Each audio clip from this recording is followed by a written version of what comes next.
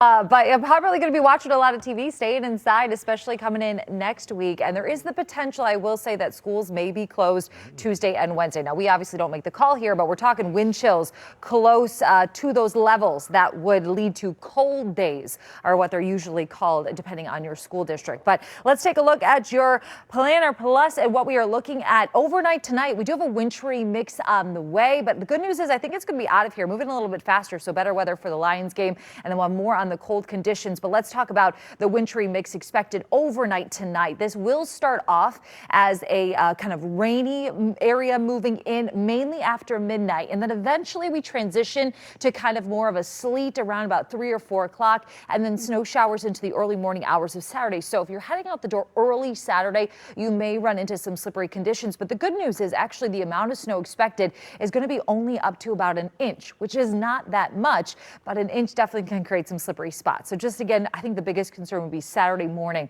if you're traveling anywhere. And then as you get to the Lions game, I think the snow will be out of here, but our temperatures are going to be dropping. So even though our high tomorrow is still expected to be in the 30s, by the time you get to tailgating, we're already into the mid 20s. And then after the game, temperatures are going to be near 20 degrees. Now, this is also not factoring in the winds. Winds tomorrow are going to be out of the northwest about 10 to 20 miles per hour. So these temperatures are going to already start to feel more like single digits across the region. So be prepared for chilly conditions if you're tailgating or just going to the game tomorrow. And then finally, again, school closings, potentially because of the cold, not because of a big snowstorm coming in by any means. That is the possibility as you get into Tuesday and Wednesday. I know a lot of school districts are off on Monday already for Martin Luther King Jr. Day, so we may make this into a 4-day weekend or a 5-day weekend. I know parents are like, oh my gosh, I don't want to. I'm one of those with my kids at daycare. But as we take a look, as you get into Tuesday morning, unfortunately with wind chills about 15 to even up to 20 degrees below zero,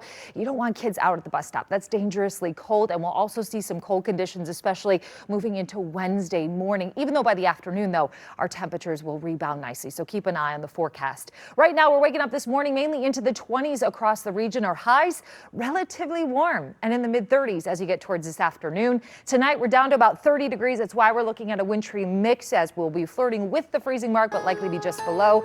But yeah, bitterly cold for the 7-day forecast. 17 on Sunday, 8 on Monday, and 6 for your high on Tuesday. Allie?